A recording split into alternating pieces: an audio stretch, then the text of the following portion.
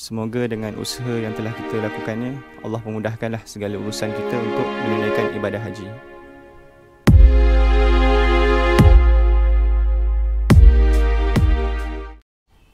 Hai, Assalamualaikum. Aku Azra Yusof. Anda sekarang berada di iChannel. Okay, firstly aku nak ucapkan terima kasih sangat-sangat dekat korang yang telah menonton first series aku, iaitu Kisah Insan di Sekeliling Nabi. Basically simple video lah, tapi hopefully ada sedikit manfaat untuk korang kenal sahabat-sahabat Nabi yang sama-sama Nabi menegakkan agama Islam pada awal kemunculan Islam itu. Untuk siri kali ini aku akan ceritakan berkaitan dengan rukun Islam yang kelima, iaitu menunaikan ibadah haji. As korang tahu, pada tahun 2018 aku telah menunaikan ibadah haji. Jadi aku akan ceritakan serba sedikit berkaitan dengan pengalaman aku dan juga proses untuk menunaikan ibadah haji sebelum korang dapat tawaran haji lagi. Untuk episod pertama ni, aku akan kongsikan dekat korang apa syarat untuk daftar haji, dekat mana korang boleh daftar haji, dan juga pengalaman aku menunaikan ibadah haji sebelum umur 30. Okay, actually aku pun tak pernah fikir lah untuk menunaikan ibadah haji sebelum umur 30.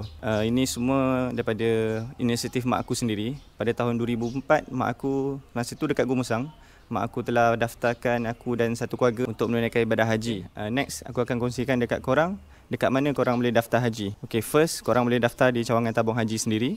Second, korang boleh daftar di bank rakyat ataupun bank Islam. Third, korang boleh daftar di ATM BIMB ataupun ATM Maybank. Dan yang keempat, korang boleh daftar di aplikasi THI Jari. Aplikasi THI Jari ni dia baru lagi, tapi korang boleh buat macam-macam lah dalam tu. Lepas korang dah daftar haji tu, dia ada syarat-syarat kelayakan untuk korang dapat angka giliran tu. Okay, syarat yang pertama, pendeposit kena deposit minimum RM1,300. Let's say korang dah buka akaun tabung haji, korang kena masukkan duit sebanyak 1,300 minimum. Korang boleh masuk 2,000 ke 3,000, tapi paling sikit 1,300. Okay, next, syarat kedua untuk korang dapat nombor giliran, korang tak boleh ada dua akaun. Maksudnya satu orang satu akaun. Yang ketiga, sesiapa yang telah menunaikan ibadah haji dengan tabung haji muassasah, korang kena tunggu selama 5 tahun untuk korang dapat giliran balik. Maksudnya contoh macam aku pada tahun 2018, aku dah menunaikan ibadah haji. Jadi next aku boleh register untuk angka giliran tabung haji yang baru adalah pada tahun 2023. Okey, untuk yang last sekali syarat dia, syarat keempat ni, korang boleh daftar haji menggunakan akaun KWSP korang. Umur 55 tahun ke bawah, korang tak perlukan cash money 1,300. Korang just print korang punya KWSP punya statement, and korang bawa statement korang tu ke cawangan tabung haji dan dia akan proses tanpa keluarkan duit daripada KWSP tu, dan korang boleh dapat nombor angka giliran korang.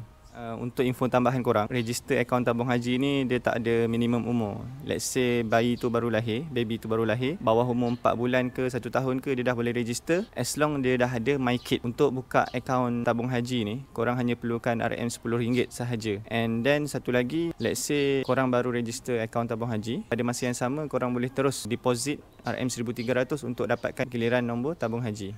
Aku akan ceritakan sedikit berkaitan dengan tabung haji. Actually tabung haji ni adalah satu badan yang menguruskan jemaah haji di Malaysia. Jadi dia ada banyak lagi agensi-agensi yang boleh bawa kita pergi menunaikan ibadah haji.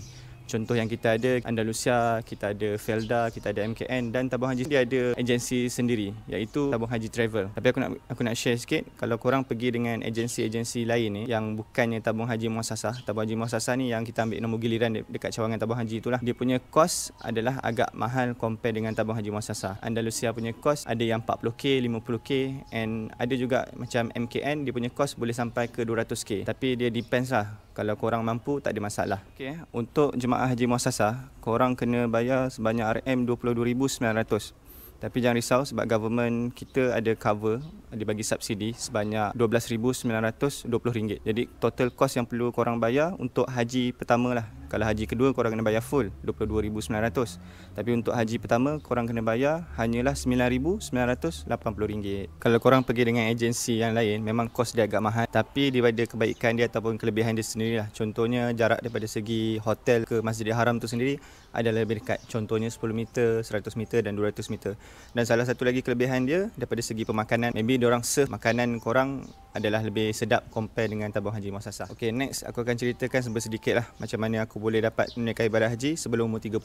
Jadi rentetan daripada tahun 2004, masa tu aku kat Gumusang, mak aku register untuk the whole family. The whole family dapat pada tahun 2016, dapat tawaran pada tahun 2016. Pada tahun 2016 tu, memandangkan semua family dapat, tapi yang pergi hanyalah ayahku seorang saja. Mak aku sebab dia dah pernah pergi haji pada tahun bila aku tak ingat, tapi masa tu umur dia 39 lah, boleh consider muda lah mak aku pergi tu. Jadi tahun tu dia dapat juga pada tahun 2016, tapi dia postpone untuk pergi tahun yang lain. Untuk aku pula memang aku nak pergi tahun 2016 tu. Masa tu umur aku 27 tahun. Tapi memandangkan aku baru lepas operate ACL, lutut aku ada problem sikit. Jadi aku punya movement tu agak terbatas. Untuk menunaikan ibadah haji ni diperlukan kudrat yang kuat. Jadi aku terpaksa postpone pada tahun 2017. Untuk kakak dan abang aku, diorang pun dapat, tapi diorang ada masalah-masalah lain. Jadi diorang pun postpone pada tahun-tahun yang lain lah. Apabila korang postpone, korang kena isi satu form lah, borang untuk pemunahan lanjutan kepada tahun yang lain. Dekat borang tu korang kena bagi tahu sebab alasan korang kenapa korang nak postpone dan tahun bila. Jadi macam aku postpone pada tahun 2017. Pada tahun 2017 aku tak dapat surat tawaran dan juga SMS lah daripada tabung haji menunjukkan aku dapat pergi pada tahun tu. Tapi bila aku cek aplikasi THR Jari, memang nama aku adalah dalam tawaran pada tahun 2017. Tapi manakala dah sangat lambat, tabung haji assume aku tak berminat untuk pergi tahun tu lah. Jadi bila aku cek dengan tabung haji, diorang minta aku buat surat rayuan lah untuk pergi tahun yang berikutnya. Aku ambil inisiatif untuk buat surat rayuan untuk pergi pada tahun yang berikutnya, iaitu tahun 2018.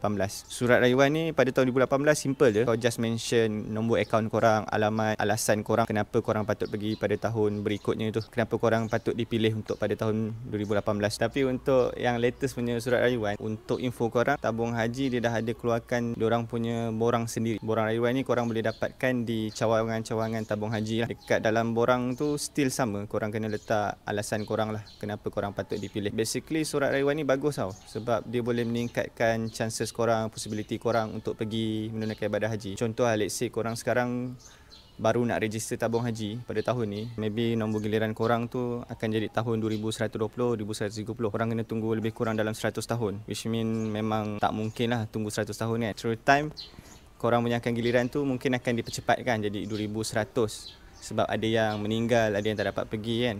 Tapi still korang kena tunggu 80-90 tahun untuk dapatkan. Jadi untuk meningkatkan ataupun mempercepatkan korang punya angka giliran tu, better korang buat surat rayuan lah. Sebab surat rayuan ni dia tak susah pun, tapi dia dapat membantu korang pergi lebih cepat untuk menunaikan ibadah haji. Okey, korang boleh tengok sini, ini adalah contoh surat yang pernah aku buat pada tahun 2018.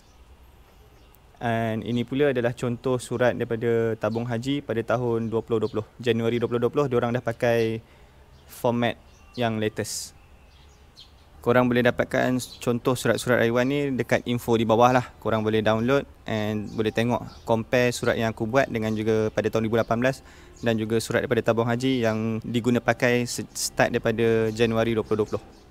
Okay, let's say nombor giliran korang still lambat lagi kan, surat rayuan pun ditolak ataupun tak diterima, reason korang tak kuat untuk pergi melalui tabung haji muassasah, korang still boleh pergi dengan Andalusia ke MKN ke Felda ataupun TH Travel. Walaupun diorang punya kos agak mahal, tapi kalau kita mampu, why not kan. Sebab ibadah haji ni seeloknya kita cepatkanlah lakukan, sebab ia perlukan tenaga yang banyak. Jadi kalau boleh kita pergi pada usia yang lebih muda lah. Jadi untuk tawaran haji ni, untuk rayuan, dia tak sama dengan angka giliran yang ditetapkan ataupun awal-awal korang dapat. Daripada segi rayuan ni, korang punya tawaran tu agak lambat compare dengan yang dapat confirm awal-awal. Jadi aku dapat offer tu 2-3 bulan sebelum ibadah haji. Jadi lepas aku dapat offer tu, aku accept lah daripada tabung haji untuk menunaikan ibadah haji pada tahun tu juga. Jadi aku telah melakukan persiapan daripada segi ilmu. Kita nak pergi menunaikan ibadah haji ni, dia tak susah pun. Maksud aku daripada segi ilmu, korang nak belajar tu tak banyak. Tapi janganlah kita pergi tu tak ada ilmu langsung. Sebab kalau kita ada kudrat yang banyak pun, tapi ilmu kita tak ada, susah juga. Kita tahu dekat sana still akan ada pembimbing ataupun rakan-rakan yang dapat membantu. Tapi at least kita pergi ke sana, nak kena ada sedikit ilmu lah. Sebenarnya nak belajar ilmu tabung haji ni, korang boleh belajar daripada segi kursus-kursus yang ditawarkan ataupun korang boleh beli buku. Actually kalau korang dapat tawaran menunaikan ibadah haji, tabung haji sendiri akan bagi korang buku-buku panduan untuk menunaikan ibadah haji. Jadi korang boleh ambil masa untuk belajar cara untuk menunaikan ibadah haji. Okay,